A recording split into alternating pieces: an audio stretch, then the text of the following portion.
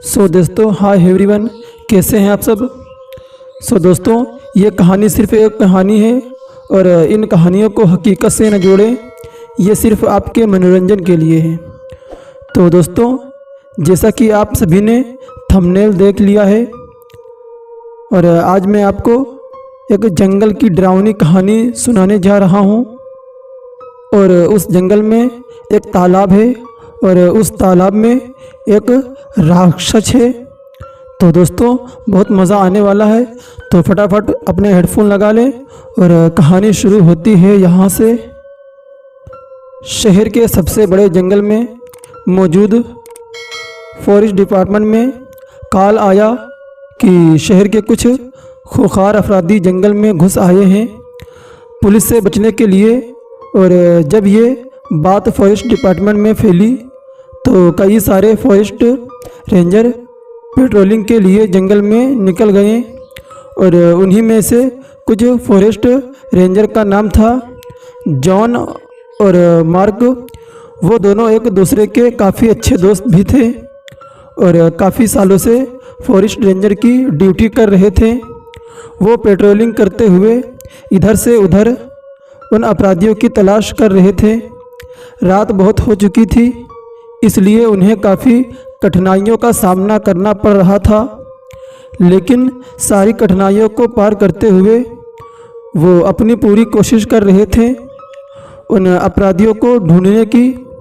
जब वो अपनी टॉर्च लिए इधर से उधर अपराधियों को ढूंढ रहे थे, तभी अचानक से जॉन ने एक आवाज़ सुनी और वो जो आवाज़ थी वो किसी आदमी के चिल्लाने की थी। और वो जो आवाज़ थी इतनी ज़्यादा धीमी थी जिसे सुनकर ऐसा लगा जैसे कोई जॉन को वहम हुआ, इसीलिए उसने इस बात को इग्नोर कर दिया। लेकिन तभी मार्क ने भी यही बात दोहराई। मार्क ने पूछा, अरे क्या तुमने कोई आवाज़ सुनी? और फिर उसके बाद जॉन ने कहा, आवाज़? कैसी आवाज़? मार्क ने कहा, अरे ऐसा लगता है जैसे कोई चिल्ला रहा है, लेकिन आवाज़ बहुत धीमी है। तो फिर जॉन ने कहा, क्या तुम्हें भी वो आवाज़ सुनाई दी? और मार्क ने कहा, हाँ। मैं सर हिलाया और फिर थोड़ी देर बाद वो जो आवाज़ थी वो थोड़ी साफ सुनाई दी। और फिर उसके बाद वो दोनों और वो चीख बहुत ही ज़्यादा ख़तरनाक थी। मामले की गंभीरता को समझते हुए जॉन और मार्क ने टाइम को बिल्कुल भी वेस्ट नहीं किया और जिस डायरेक्शन से आवाज़ आ रही थी वो दोनों उस डायरेक्शन में निकल गए। और आवाज़ बहुत दूर से आ रही थी, इसलिए उन्हें काफ़ी चलना पड़ा और काफ़ी मेहनत भी करनी पड़ी। लेकिन काफ़ी ढूंढने के बाद भी उन्हें कुछ नहीं मिला। उन्हें पता ही नहीं चला कि आखिर आवाज़ कहाँ से आई थी। उन्होंने अपनी सारी कोशिशें कर ली। वो उस आवाज़ का पीछा करते करते एक तालाब के पास आ गए और उन दोनों ने सोचा कि चलो तालाब के आसपास देख लिया जाए। जब वो दोनों तालाब के पास में पहुँचे तब उन्होंने देखा कि तालाब जो था वो ज़्यादा बड़ा नहीं था, मीडियम साइज का था। और साथ ही साथ उसका जो पानी था वो काफ़ी छिछला था, इसलिए उसके अंदर का कुछ भी नज़र नहीं आ रहा था। जॉन उस तालाब में बार बार टॉर्च मार रहा था और आसपास का मुआयना ले रहा था कि कहीं से कोई तो निशानी मिल जाए, कोई तो सुराग मिल जाए जिससे पता लगाया जाए कि वो आवाज़ किसकी थी। लेकिन काफ़ी दिमाग लगाने के बाद भी उन्हें कोई सुराग नहीं मिला। और तभी अचानक से मार्ग जो था उसकी नज़र तालाब के कोने में गई और वो कोना जो था वो बहुत ज़्यादा दूर था। मार्क ने कहा, जॉन ज़रा उधर रोशनी करना, टार्च की रोशनी ज़रा उधर फेंको। और फिर उसके बाद जॉन ने उधर ही रोशनी करी और उसके बाद मार्क ने देखा कि उस तालाब के कोने में पानी जो था वो पानी लाल था। उस लाल पानी को देखकर मार्क को समझ नहीं आया कि आखिर ये कैसे हो सकता है। और फिर उसके दिमाग में आया कहीं कोई जानवर तो नहीं मर गया उस पानी के अंदर। मार्क ने जॉन से कहा, अरे क्या तुम्हें वो लाल पानी नज़र आ रहा है? और फिर मार्क ने जॉन से जब पूछा तो उसने जवाब दिया, हाँ मुझे नज़र तो आ रहा है, हमें वहाँ पर एक बार चलकर देखना चाहिए। और फिर वो दोनों बहुत मुश्किल से उस कोने तक पहुँचे और वो उस पानी में देखने लगे कि आखिर वो लाल पानी हो कैसे रहा है। तभी जॉन एक लंबी सी लकड़ी लेकर आया और उसने उस लकड़ी को उस तालाब में डाला ताकि उसे कुछ पता लगा पाए कि आखिर पानी के नीचे क्या है। काफ़ी कोशिशें करने के बाद भी कुछ हाथ नहीं आया और तभी अचानक से टार्च की रोशनी में मार्क की जो नज़र थी वह एक इंसानी कटी हुई उंगली पर गई। और उस उंगली को देखकर मार्क ने जॉन से कहा, जॉन जॉन क्या क्या वो वहाँ किसी इंसान की कटी हुई उंगली है? और फिर उसके बाद जैसे ही जॉन ने उस तरफ देखा तो उसे भी वो कटी हुई उंगली नज़र आई। और तभी अचानक से पानी में हलचल होने लगी और वो जो हलचल थी वो तेज़ होती गई और ऐसा लगा जैसे पानी के अंदर कोई डूब रहा हो और वो अपने हाथ पैर मार रहा हो। ये सब देखकर जॉन और मार्क एक दूसरे की शक्ल देखने लगे। मार्क ने कहा, अरे यार कुछ लेकर आओ, कुछ लेकर आओ, पानी में उतरना ठीक नहीं है, कोई इससे बड़ी लकड़ी लेकर आओ ताकि हम इस आदमी को सहारा दें। और फिर जॉन जो था वो भागते हुए जंगल में गया और देखने लगा कि कहीं उसे कोई लंबी लकड़ी मिल जाए ताकि वो उस लकड़ी से उस आदमी को बाहर खींच सकें।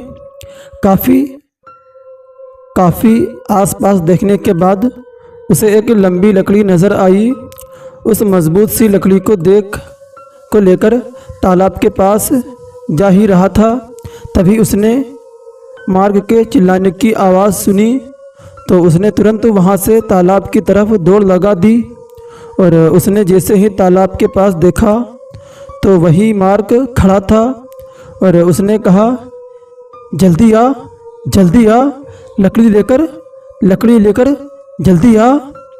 और फिर जॉन भागता हुआ मार्क के पास गया और उसने कहा, तुम चिल्लाए क्यों? जिसके जवाब में मार्क ने कहा, क्या मैं चिल्लाया नहीं तो? मैं तो नहीं चिल्लाया। और फिर जॉन को कुछ समझ नहीं आया क्योंकि उसने मार्क की जो चिल्लाने की आवाज़ थी सुनी थी, उसे साफ साफ सुना था, लेकिन फिर भी उसके पास इतना वक्त नहीं था कि वो इन बातों पर सोचे। इसलिए उसने जो आदमी था वो आदमी डूब रहा था उसकी जान बचाने की पहले सोची। तभी वो जो आदमी था जो पानी में डूब रहा था वो अचानक से पानी के नीचे कहीं गायब सा हो गया। और फिर मार्क और जॉन बहुत ही ज़्यादा घबरा गए। मार्क ने कहा, अरे यार तुझे तैरना आता है? और फिर उसके बाद जॉन ने कहा, हाँ भाई मुझे तैरना तो आता है, लेकिन इस पानी में उतरना ठीक रहेगा क्या? जिसके जवाब में मार्क ने कहा, भाई अभी कुछ मत सोच, अभी तू बस पानी में कूद जा, पानी में मैं तेरी सुरक्षा करूँगा। चिंता मत कर, मेरे पास गन है, कुछ भी गड़बड़ होने पर मैं तुरंत एक्शन लूँगा। और फिर जॉन ने मार्क के ऊपर भरोसा किया, क्योंकि वो काफ़ी सालों से पुराने दोस्त थे। इसलिए बिना कुछ सोचे समझे ही जॉन पानी में कूद गया। और उसने जैसे ही पानी के अंदर देखा तो उसे सिर्फ खून ही नज़र आ रहा था और साफ पता चल रहा था कि किसी की बेरहमी से हत्या की गई है, किसी को बेरहमी से मार दिया गया है और उसका खून तालाब के पानी में मिल गया है। पानी बहुत ही ज़्यादा छिछला था और छिछले होने के कारण अंदर कुछ भी साफ साफ नज़र नहीं आ रहा था। बहुत मुश्किल से धुंधला धुंधला नज़र आ रहा था। और उसी धुंधलेपन में जॉन ने देखा कि उस पानी के अंदर ज़मीन पर 2 लाशें पड़ी हुई हैं और वो दोनों लाशें काफ़ी बुरी हालत में थी। एक का तो सर ही गायब था और दूसरी लाश के हाथ पैर गायब थे। ये सब देखकर जॉन बहुत ही ज़्यादा घबरा गया और फिर उसने ये सब बताने के लिए पानी के ऊपर आना शुरू किया ताकि वो मार्क को ये बात बता सके। लेकिन जैसे ही वो पानी के ऊपर आया तो उसने देखा कि मार्क वहाँ पर नहीं था। जॉन मार्क को आवाज़ लगाने लगा कि आखिर मार्क कहाँ पर गया, लेकिन काफ़ी आवाज़ लगाने के बाद भी जॉन को मार्क का कोई जवाब नहीं मिला और वो समझ गया कि उसे किसी की मदद लेनी चाहिए। और फिर उसने फॉरेस्ट डिपार्टमेंट पर कॉल लगाने के लिए सोचा और फिर अपना फ़ोन निकालना चाहा। और फिर उसे याद आया कि पानी में कूदने से पहले उसने अपना फ़ोन मार्क को दे दिया था। और वो ये सब सोचकर बहुत ही ज़्यादा डर रहा था और उसे अब यही लग रहा था कि उसे डिपार्टमेंट में जाकर ही सीधा डिपार्टमेंट देनी चाहिए, सीधी रिपोर्ट देनी चाहिए। और वो उस पानी से निकल ही रहा था, तभी अचानक से उसका पैर किसी ने पानी के अंदर ही पकड़ लिया और उसे नीचे खींचने लगा। जॉन ने अपने आप को बहुत बचाने की कोशिश करी, लेकिन चाहकर भी वो अपने आप को ऊपर नहीं खींच पा रहा था। और वो जो कोई भी था उसने जॉन को पानी के अंदर खींच ही लिया। पानी बहुत ही ज़्यादा छिछला था और कुछ भी जॉन को साफ साफ नज़र नहीं आ रहा था कि आखिर ये कौन है। और फिर जॉन को कुछ भी समझ नहीं आ रहा था कि आखिर ये कौन है जो उसे पानी के नीचे खींच रहा है। और फिर उसके बाद जॉन ने देखा कि जिस किसी ने भी उसका पैर पकड़ा हुआ था उसका हाथ एकदम डरावना काला सा था और फिर उसके नाखून लंबे लंबे थे।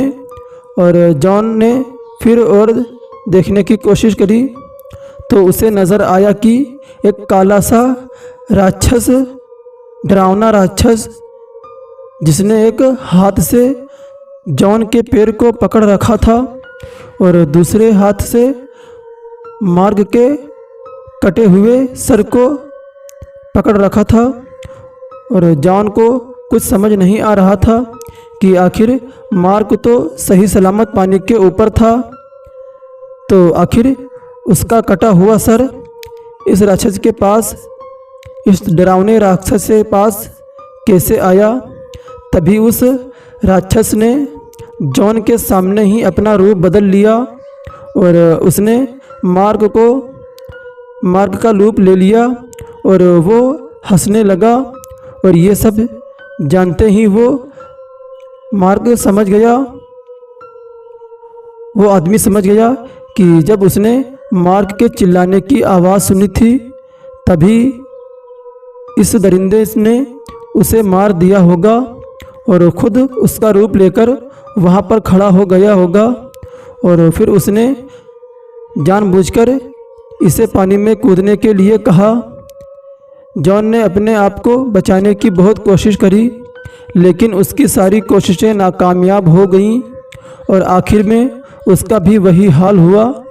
उस दरिंदे ने जॉन की जो टांग थी वो टांग को पकड़ा और बीच में से जॉन की टांग को 2 टुकड़े में बांट दिया और जॉन के खून से वो जो तालाब था जिसका सिर्फ एक कोना लाल था, और अब जॉन और मार्क के खून से वो जो पूरा तालाब था वो लाल सा हो गया।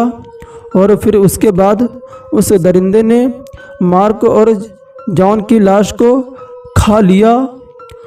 पूरा खाने के बाद जो तालाब की सतह थी नीचे की उसे खोदना शुरू कर दिया और उसे खोदते खोदते उसे एक रास्ता बना लिया और वो उस रास्ते से कहीं और निकल गया।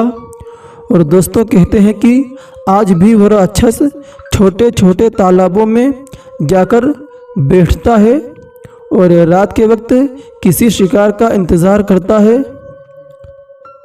तो दोस्तों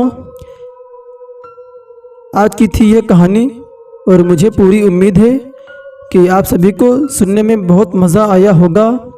तो इसी तरह की डरावनी कहानियाँ सुनने के लिए हमारे चैनल को सब्सक्राइब करें और बेल आइकन को भी दबाइए ताकि हमारी जो नई वीडियो अपलोड हो सबसे पहले आप तक नोटिफिकेशन पहुंच सके। फिर आपसे मुलाकात होगी दूसरी वीडियो में, तब तक के लिए गुड नाइट।